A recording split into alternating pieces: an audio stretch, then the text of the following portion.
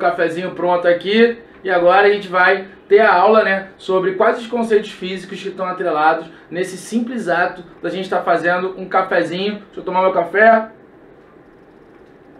começar essa explicação com vocês e aí vamos nessa, galera. Bom, primeiro ato para a gente fazer um cafezinho, a gente tem que colocar água para esquentar. Então eu vou ter que colocar água na panela e aí começa já a nossa análise sobre os conceitos físicos, porque todo o corpo, galera, peguei aqui a panela, todo o corpo ele é constituído por moléculas, tá? E essas moléculas apresentam um comportamento.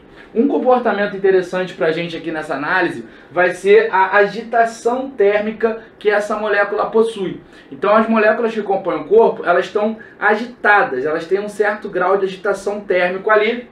Então essa molécula aqui, ela está com um certo grau de agitação e se um corpo possui movimentação, possui velocidade, uma agitação da ideia de velocidade, atrelado a ele existe um conceito chamado de energia cinética. Então aquele corpo possui energia.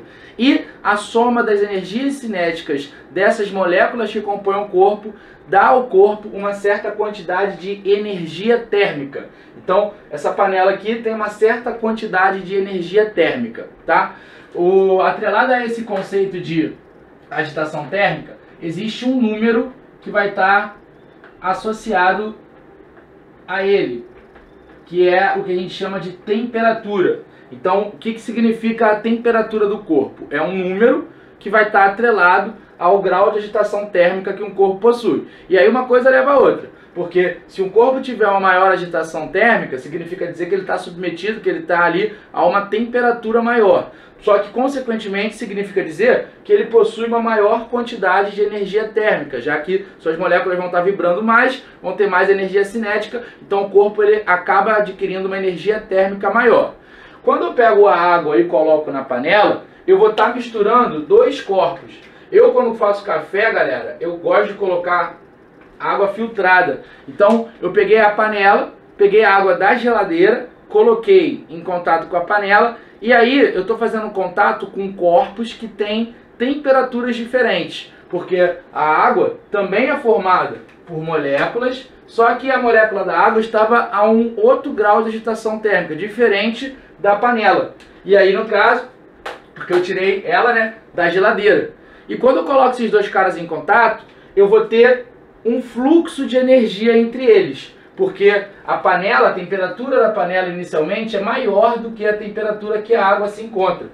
Só que quando acontece isso, acontece uma troca de energia. E a energia ela sempre vai ser trocada nesse sentido. Então o corpo que está com uma maior temperatura vai ceder energia para o corpo que está com menor temperatura. Então a panela vai começar a liberar energia e a água vai começar a receber essa energia.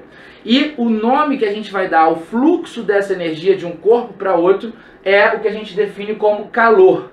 Então calor, muitas vezes em livro, é definido como energia em trânsito. Aí assim, quando você pensa em energia em trânsito, energia já é um conceito muito abstrato. Energia em trânsito, sei lá o que pode passar na cabeça do aluno quando está recebendo essa informação. Ah, calor é uma energia em trânsito, sei lá, pensa no calor com uma pessoa num carro, num trânsito ali, engarrafado. Mas a ideia do calor ser tratado como energia em trânsito é porque o calor é o mecanismo que vai estar fazendo o transporte dessa energia acontecer de um corpo para outro.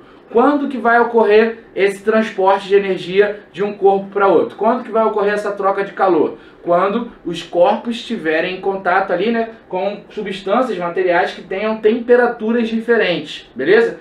E esse transporte de energia, você pode ter um corpo ganhando essa energia ou perdendo essa energia. A gente vai usar sinais aqui para caracterizar isso. Então a gente vai usar o sinal de mais e de menos para representar se um corpo está ganhando essa energia, tá?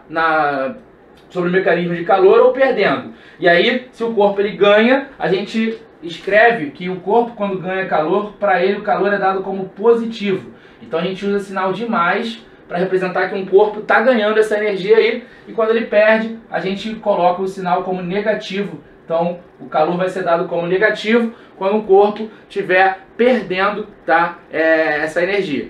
E aí no caso, né, aqui nessa troca que eu fiz, eu estou colocando em contato água com a panela. Então a panela está a uma temperatura maior, vai começar a ceder energia para a água. O trânsito dessa energia, o transporte, o mecanismo que vai fazer essa energia fluir da panela para a água, a gente chama de calor.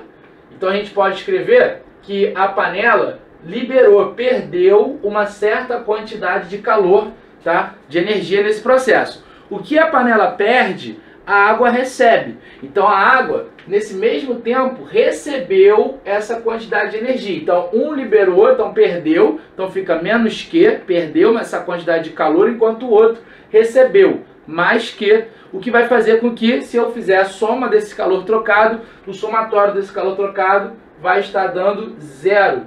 E isso aqui é um princípio muito importante quando a gente aborda esse tema, tá? Que é o princípio da troca de calor. Então, se você está fazendo algum exercício, onde nesse exercício aí você se depare com situação de misturei material com temperatura de 80 graus Celsius com outro com uma temperatura de 10 graus Celsius. Qual é a temperatura de equilíbrio?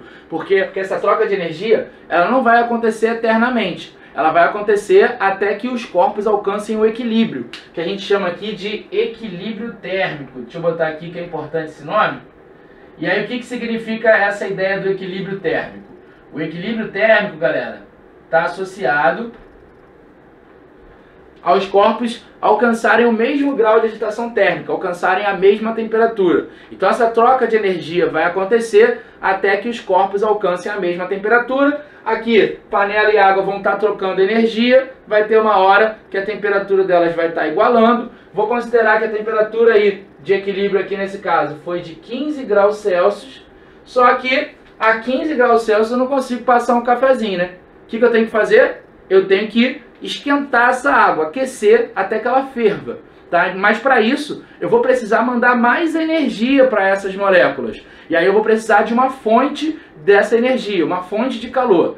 Na nossa casa existem diversas fontes de calor. Eu aqui no caso coloquei a água para esquentar no fogão, tá? Então o fogão vai representar essa fonte de calor. Inicialmente, galera, a gente tem aqui a temperatura da água da panela em equilíbrio térmico a 15 graus Celsius. E aí eu vou começar a mandar energia para essas moléculas. Então eu vou ligar aqui a minha fonte, liguei meu forno. Repara também quando a gente vai fazer isso, de ligar, a gente pode também escolher a maneira como essa fonte vai trabalhar, porque atrelado a essa fonte existe um conceito importante que se chama potência. Então a potência, ela está mostrando para mim a maneira como aquela fonte envia energia em um certo tempo. Aqui, né, como o fluxo dessa energia que a gente está tratando como calor, eu vou definir que essa potência térmica aí da fonte vai representar quanto de calor ela enviou, quanto de calor essa fonte envia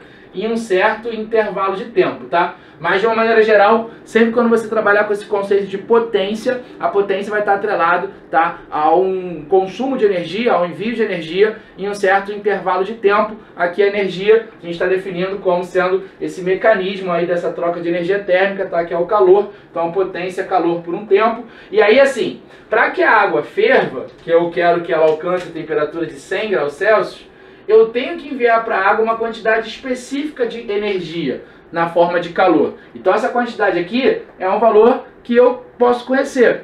Só que eu posso mudar o tempo de acordo com a potência. Então o tempo que vai demorar para esse processo acontecer, desse ganho de energia acontecer para a água, vai depender da maneira como eu coloco a minha fonte. Porque se eu colocar no fogo baixo, então o fogo baixo seria isso aqui, ó, fogo baixo.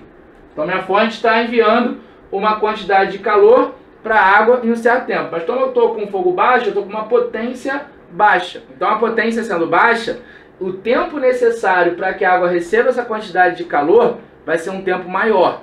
Se eu colocar no fogo alto, que é geralmente como eu faço, eu coloco no fogo alto logo, sou logo apressado, eu vou estar aumentando a potência do meu fogão. Aumentando a potência do meu fogão, esse envio dessa energia vai ocorrer num tempo menor, beleza? Então, quando eu regulo ali a intensidade da minha chama, eu estou alterando a potência da fonte. Outra coisa importante também é a gente saber as unidades associadas, tá, galera? Quando a gente trabalha com essa ideia de potência, potência é a razão entre energia e tempo. Energia é medido em joule, tá, no sistema internacional. Aqui é a unidade padrão dentro do sistema internacional, tempo é medida em segundo. Essa razão de joule por segundo a gente chama de watts. Beleza?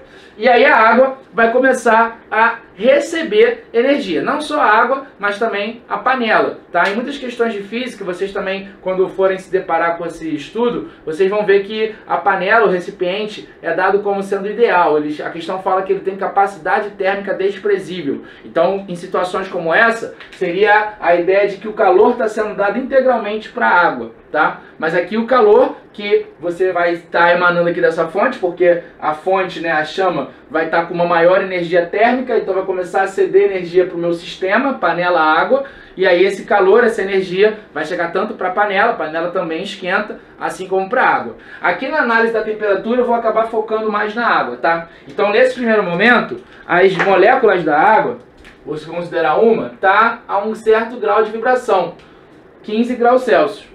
Só que aí eu vou começar a mandar com essa fonte energia na forma de calor. E quando o corpo ele recebe essa energia gera consequências. Bom, a primeira consequência que a gente vai estar analisando aqui é que vai haver um aumento nesse grau de agitação térmica das moléculas. Vai ser um aumento na temperatura daquele corpo. E aí, no caso, a água ela vai estar recebendo esse calor, está recebendo essa energia, está recebendo, e a molécula dela vai começar a ficar mais agitada. Então vamos considerar aqui que, no primeiro momento, a água foi aquecida de 15 até 80 graus Celsius. Então 80 graus Celsius já vai ter um outro grau de vibração associado a essa molécula. Mas para isso foi necessário mandar energia sobre a forma de calor. Quando você perceber que o calor está gerando essa consequência, uma mudança na temperatura do corpo, a gente vai nomear esse calor de calor sensível, beleza? Então, daqui para cá, o corpo ele recebeu uma certa quantidade de calor, vou chamar essa quantidade de calor de Q1, e aí alterou a temperatura da água de 15 para 80. Já vamos fazendo um paralelo, também já fazendo uma interpretação gráfica desse aquecimento da água. Então a água inicialmente estava a 15 graus Celsius, recebeu uma quantidade de calor, Q1, e aí houve um aumento de 15 para 80, beleza? Bom, depois disso, eu vou continuar aquecendo, porque não está na temperatura que eu quero ainda. Então eu continuo com aquela fonte mandando energia para a água. E aí, no caso, vai continuar tendo um aquecimento, a água vai aquecer até chegar a 100 graus Celsius. Quando ela chega a 100 graus Celsius, ela está com um outro grau de vibração, tá? Porque você vai estar numa temperatura maior, tá? E para isso acontecer, eu tive que mandar energia para essa mudança acontecer. De 80 para 100, eu tive que continuar mandando energia na forma de calor. Então, esse sistema água continuou recebendo o calor da fonte e gerou essa consequência. Então, recebi uma quantidade de calor Q2, houve um aumento da temperatura até chegar a 100. Deixa eu só melhorar esse gráfico aqui. Até chegar a 100. Pronto. E de novo, a consequência, né, que esse calor gerou ao corpo foi alterar a sua temperatura. A gente denomina esse calor Q2 como sendo calor sensível. Só que quando chega a 100 graus Celsius, a gente vai estar numa combinação interessante. Numa combinação entre dois elementos, temperatura e pressão. Como eu moro aqui no Rio de Janeiro, pressão atmosférica é a pressão do nível do mar, né, que tem valor aí de 1 atm, e a 1 atm e 100 graus Celsius, nessa combinação, a água ela passa pelo processo de vaporização. Então ela vai mudar o seu estado físico. Então quando a água chegar a 100 graus Celsius, se eu continuar mandando calor para essa água, mandando energia através dessa fonte para a água, isso vai acabar resultando numa outra consequência, porque as moléculas, quando receberem essa energia, elas não vão aumentar o grau de vibração delas, elas vão começar a quebrar a ligação que existe entre elas e vai haver uma mudança de estado ali. Então, mudanças de estado só ocorrem em combinações exatas de pressão e temperatura para cada substância, beleza? E aí, no caso, a água vai começar a virar vapor, vai começar a virar vapor, sem alterar esse grau de vibração dela.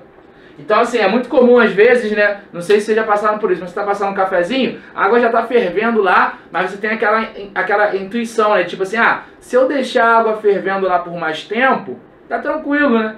Porque é bom que fica mais quente. Mas aí não, você só está fazendo que aconteça o processo de vaporização. A temperatura não vai mudar. E quando acontece isso, o resultado, né, do ganho dessa energia ou da perda do calor gera uma mudança no estado físico, aí a gente já chama esse calor de outro nome, a gente chama esse calor de calor latente. Tá? Então, quando a gente mencionar calor sensível, o calor sensível é esse trânsito de energia, esse fluxo de energia que gera, em consequência, uma consequência nas moléculas que recebem ou perdem, que é alterar a temperatura delas. Quando eu falo de calor latente, a gente vai estar falando que essa mudança aí nas moléculas vai ser em cima da sua ligação, do seu estado físico. Tá? Então é bom a gente saber bem essa diferença. Tá? E aí, né, no gráfico, o que vai acontecer? Eu estou recebendo uma quantidade de calor Q3 daqui para cá, mas isso não alterou a temperatura continuou sendo 100, mas mudou o estado físico. E aí o gráfico ele muda essa forma. Repara que aqui tem um patamar, ó, tá vendo? Então, esses dois primeiros momentos aqui, ó, Q1 e Q2, estão associados ao calor sensível. Já esse momento daqui é o momento que está ocorrendo a mudança de estado. Então, quando você também se deparar com esse gráfico, em uma questão que é um gráfico muito comum de aparecer, você tem que ficar atento para poder ver. Se você perceber que tem um patamar, que a temperatura está mantida constante, mas o corpo está recebendo calor, aquilo significa que está havendo uma mudança de estado ali. Beleza? Bom, falamos aqui do primeiro momento, vamos agora falar um pouco mais sobre esse calor sensível e esse calor latente. Vamos embora!